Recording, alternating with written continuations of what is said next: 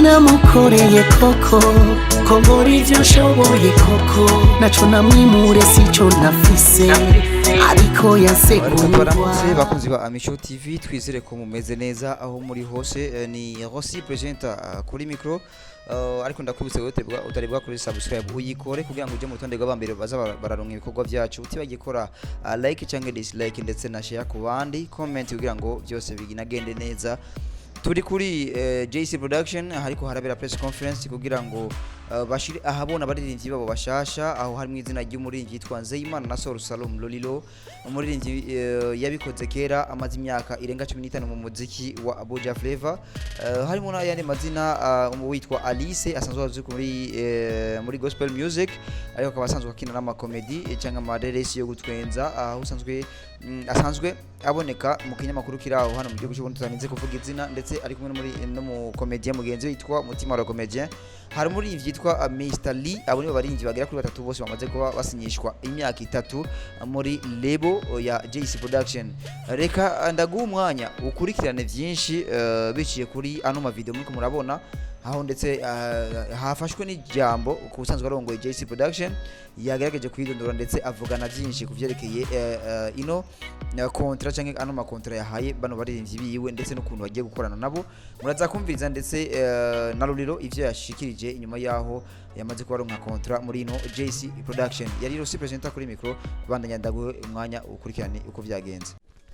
Yes, kuri no munsi twashitse kuri Jayc production hariko harabera conference de presse no kuvuga ko ari nk'akanama ko kushira habona umuririmbyi mushasha muri Jayc production ariko nka Rossi presenter twagerageje kurondera manager wa Jayc production kugira ngo tuyagire byinshi reka tubaze tumuramutse ndakuramukije. Ndabaramukije.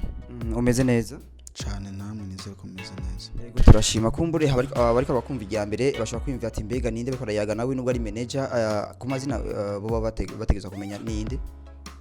Ku mazina nitwa Irumva Emerise hama nk'abasanzwe serukira Jayc Productions ku butaka bw'u Burundi. Imbere ko tujya ku by'umuririmbyi mushasha muri Jayc Production tubanze kumenya Jayc Production mu bisanzwe hahurikiyemo ibiki n'ibiki. Jayc Production ni ishirahamwe ry'ugwaruka gwishize hamwe kugira ngo gwigishe abandi. Hari n'abandi basanzwe bazi yuko muri Jayc Production harimo studio igira production ku muziki haba kuri audio na video kumbure woduha mu muco. Ego dusanzwe dukora ibikorwa by'umuziki tugahinyanyura n'amasanamu no kuvuga tugasohora ico bita ama clip video n'ibindi bikorwa bitandukanye film documentaire n'ibindi bijanye nako kazi. Muri Jayc Production mwashize habona abaririmbyi twabonye babiri kumbure twashitse dutevye ariko urumva harimo izina ry'umuririmbyi yitwa Lolilo mzizi wa Jayc umuririmbyi wo mu legend wa kera mwashimije kuri Lolilo. Lolilo ari mu bandi baririmbyi benshi bariko barakora bigashima ngaho mu gihugu cy'u Burundi kandi ari mu baririmbyi benshi nkuko yavyivugiye mu byo yagiye arashikiriza mu majambo yashikirije batigeze baronka label staff canke umugwi washizweho kugira ngo wige ibijanye nabo baririmbyi waririmbye kuri abaririmbyi batatu harimo na Lolilo nabo ni Nzeyimana na Soul Salom Niyo Gakiza Alice bita Alice Niyo hamwe na Irakoze Lieve bita Mr. Lee. Abo baririmbyi rero tumaze kuja hamwe twabonye ko bohabwa ayo mahirwe bazofashwa kingo kitari gito mu bikorwa byabo no mu kubiserukira imbere y'amategeko kuri iyo nzu yavyemeye kubikora ari iyo nzu sanzwe ndongoye. Kuri Mr. Lee ndetse na Alice mwisunzi kugira ngo basinyishe muri Jayc Production. Staff irafise ivyo yize kuri abo bantu kuko benshi baripfuje kuja muri uwo mugwi w'abaririmbyi bagiye gufashwa n'ikigo ca Jayc Production ariko staff yarize irabona ko bikwiye ko yocagura abo baririmbyi batatu kuko bose bariko barakora ibikorwa vyiza.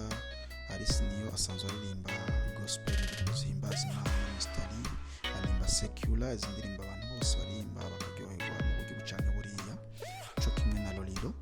Rero abo bose twabonye ko atanumwe wo gusiga inyuma byento muzobana n'ibindi byinshi bitandukanye tugenda turakora hirya no hino kuko Jayc Productions ifise imigambi myinshi yifuza gukora aha mu Burundi n'ahandi mufise imigambi yo gusinyisha abandi baririmbyi nyuma yabo baririmbyi nka Mr Lee na Alice na Lolilo?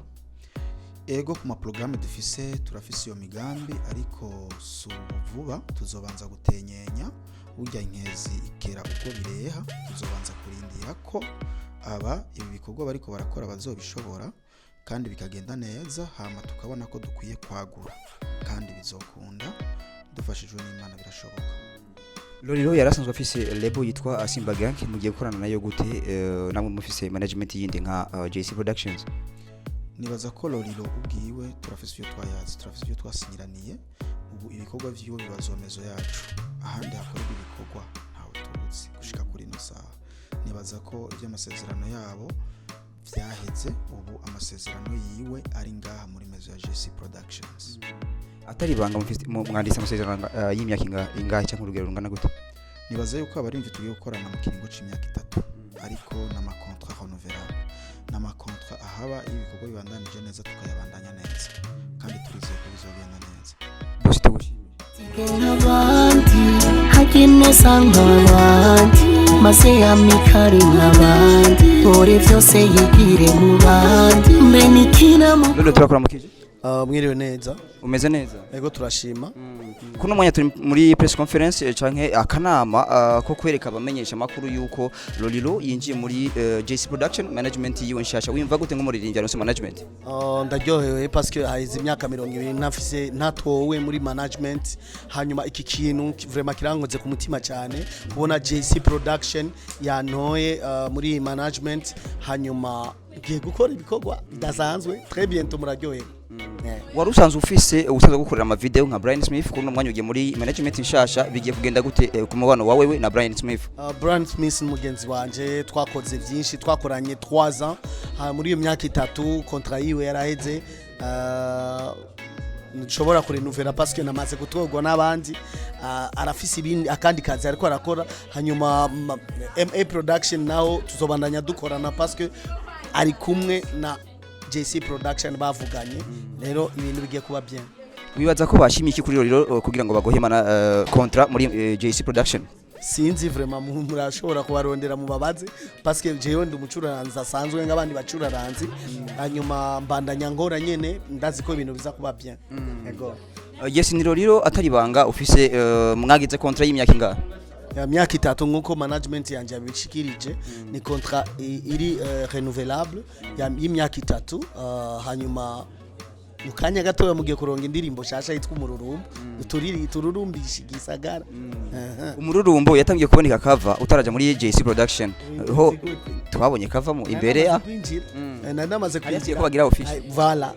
Ego ni Lolilo yarasanzwe afise label ya Simba Gang ariko kuno mwanya gi mu yindi label bigiye kugenda gute partenariat igiye kugenda gute? Afise label yanje ni Simba Gang nguko nababwiye arimwo Aslayani na Too Fast muri Etats-Unis nzobandanya ndaba managinga parce que ni jewe CEO wa Simba Gang hanyuma iyinye ni indi label yatoye Lolilo wenyene nzobandanya ndayikorera parce que ndayifitiye confiance.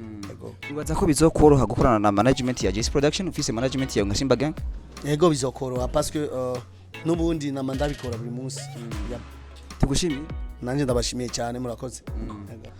Byaruko nkuko mwabibonye rero iyo ni press conference yabaye kuno munsi w'itariki 19 ukwezi kwa gatatu mwaka wa 2021 aho twareye muri Jayc Production twagerageje gushika kugira ngo turabe contrat zigiye kuba zamaze guhabwa abarinzi batatu nkuko bababonye hariho Mr Lee ndetse na Alice na Lolilo mzizi wajiwe Simba cyambara Burundi nkuko yamayita nk'umu legend kandi mu baririmbyi b'abarundi nuko bya bimeze ariko ndagusezere nka Rosi presenter ariko ndakwibutsa kandi wowe utabigwa kuri subscribe uyikore kugira ngo uje mu rutonde rw'abambere baronka ikoko byacu ndetse n'ikiganiro tukiza gukurikira kino uri wa mbere mu kukironka utibagiye gukora like cyangwa dislike ndetse na share ku bandi cyangwa ku nshuti n'abagenzi ndetse na comment ku vyo uba wabonye kugira ngo haba icyo dukosoro cyangwa haba kudushimira byose bizoba bigenda neza nuko bimeze dusubiye ku kiganiro gikurikira.